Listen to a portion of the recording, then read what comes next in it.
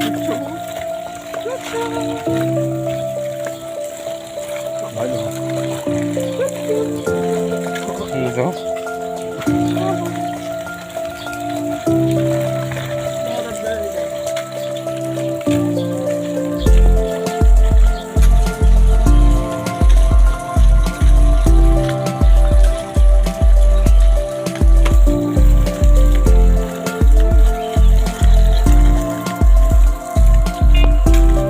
Guys, paakit yung bundok laundryhan, no? Ito.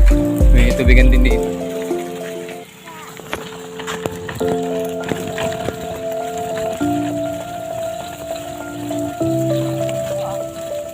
Nasakit na daw po yung tuhod niya, guys. Oh. Nasakit na yung tuhod mo, guys. Ay, nasakit na nasakit. Isa po, nagkasalita po.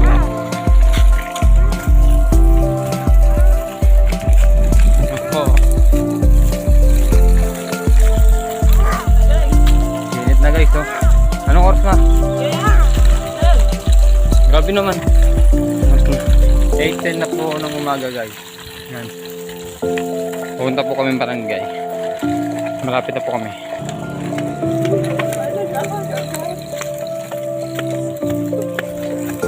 Yan po guys, oh. Yan po yung amin stand ng lumen. Ayan po. Ayan, siyempre tumawid lang po kami sa bundok para po pumunta ng barangay. Malayo po ang barangay dito sa amin. Tatawid ka po ng bundok.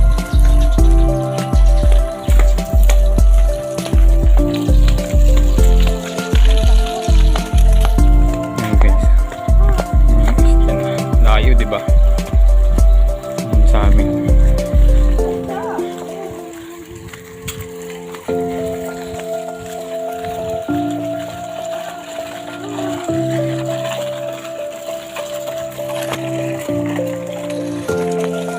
Sayang. Okay, so may resort pa po dito. Kapag pumunta kayo, yan po yung pangalan ng resort. Yan po.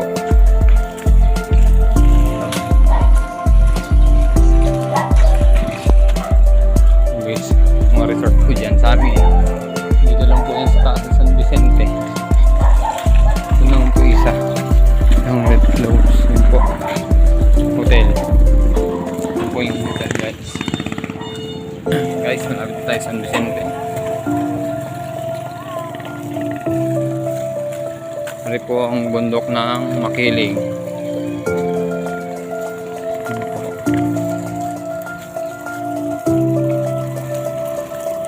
Ito naman po yung tahian. Oh, ayan po yung tahian ng mga tela. Nag-output po sila. Hindi ko lang alam. So guys, malapit na po kami sa barangay. Konting ila lang po.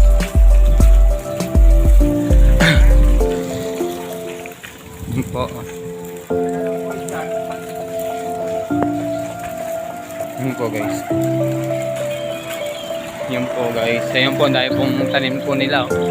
Dami nilang tanim na mais.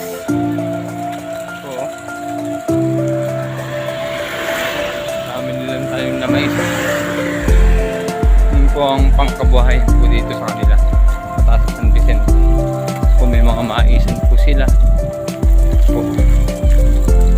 Nice.